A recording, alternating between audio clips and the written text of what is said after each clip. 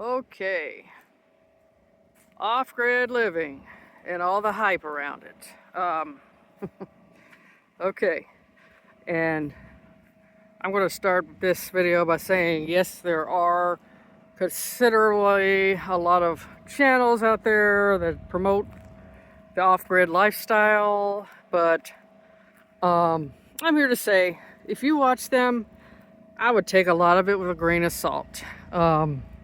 Because you may be getting an illusion, or you may be getting a false representation of what off-the-grid living is really like.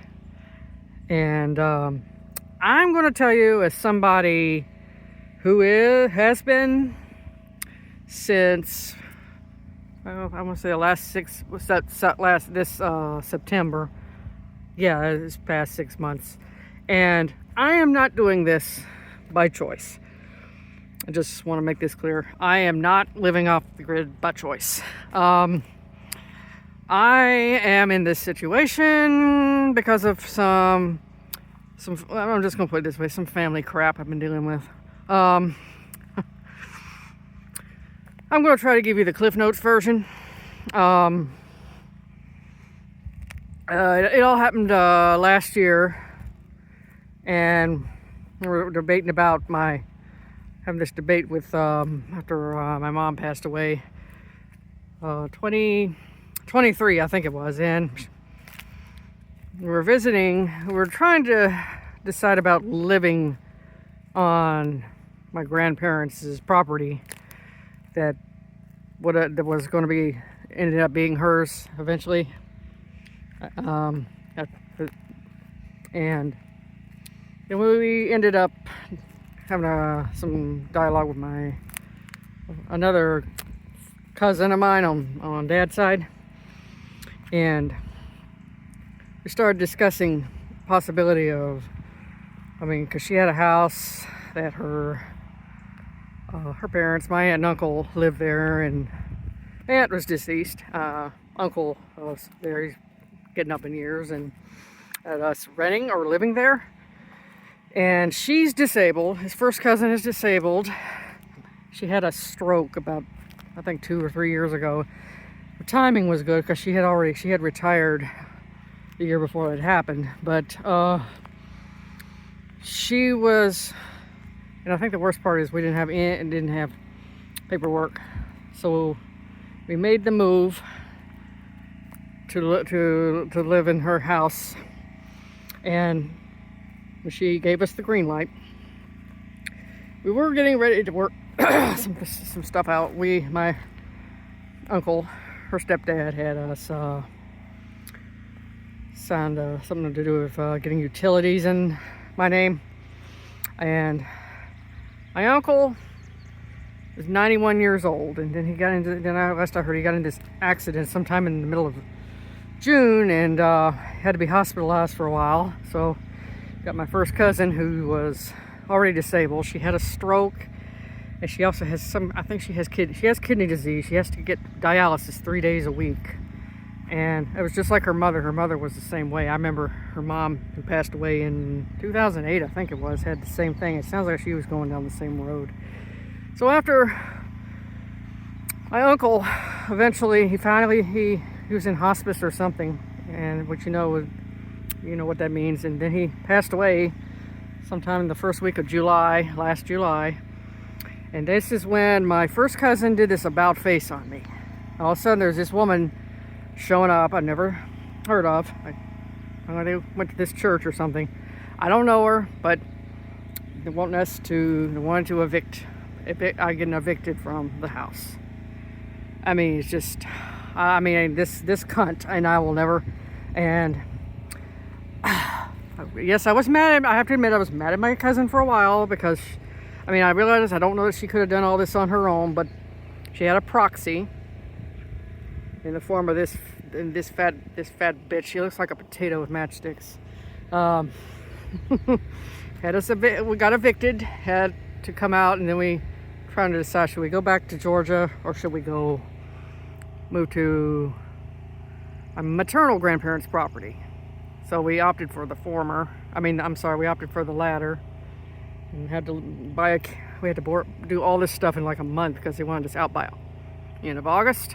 I had to plead to get us to stay till the month of August, because it's not like you can just do all this, make plans that quickly. So we had to get some money to buy a camper to live in. We had to worry about things like a generator. This is all this shit that you got to worry about if you ever thinking about living off the grid. It's not what it's cracked up to be. Those people, there's our camper, you can see it right over there. You probably can hear our generator running. That's why I usually try to step away further out in the field when I make these videos, because the generator is kind of loud. Sounds like a lawnmower on standby mode. So basically that's one of them things you have to worry about, getting gasoline. You have to fill up this generator to keep it going period lengths of time. You kind of get used to the noise it makes after a while. And then water, we have no amenities. We're waiting on probate to finally get this property in my name, and we've been forced to have to rough it longer than we thought. And of course, the anger I have is still at my cousin and her quote friend, this fat cunt. I'll tell you what, I would love to see, let's just say, I hope her husband leaves her for a Filipina woman one day. I kind of understand in this situation. I kind of understand about why we got all these websites and blogs or YouTube channels talking about the passport bros movement. I totally get it. It just blows your mind. And even people in your own family can be like this. Anyway, so yeah, no water. You have to wait for it to rain. We collect water in. I don't know if you can see our rain barrels, but you have to. What else? These campers get really hot in the summer, cold in the winter. We had a wood burning stove in the winter, which helped a lot. And when it rains, like it's doing now, it gets really muddy. And we did manage to get our driveway gravel worked on. It's not as good as it could be, but we at least have sort of a path. That's something else. So anyway, I'll just be glad when, you realize after a while that the way you used to live, when you had amenities and all that, you were living on tutorial mode. I'll just put it that way. I think there are only 3 types of people that can probably make off-grid living work. And that would include celebrities, obviously, because they have anyone who's got money and clout can, you pretty much got superpowers to do whatever you want. Second group is subcultures, or people in America who are not in the mainstream America. Amish people, Mennonites, people that are self-governing. I don't think subcultures is the right word. But people like that are very communal and their lives are interdependent on one another. Yes, they can definitely do, especially since they kind of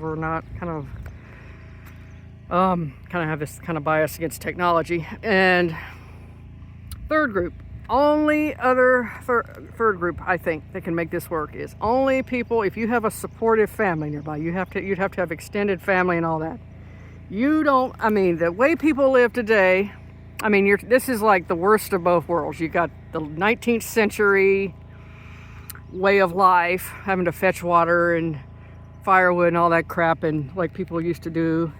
And you've got to contend with the horrendous values of the 21st century, and calling them values would be a stretch, because it's just incompatible with the way modern day Americans are. The psyche of the typical modern day American, there's selfish, hyper individualistic.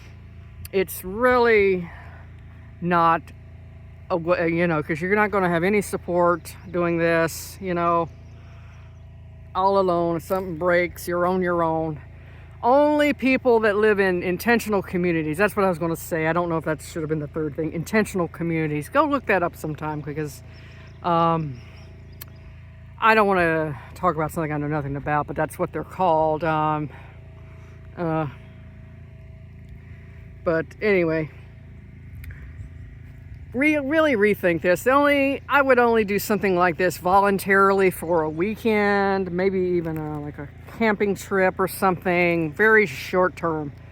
But then that way I'd have the luxury of going back into normal on-grid living and thinking, oh, it's, I didn't realize, I mean, you know, what we take for granted, then, but that's my little tirade. And just don't get caught up in the hype about this kind of lifestyle. It's not what it's cracked up to be. It's not compatible with 21st century modern Western value, a modern 21st century Western value system.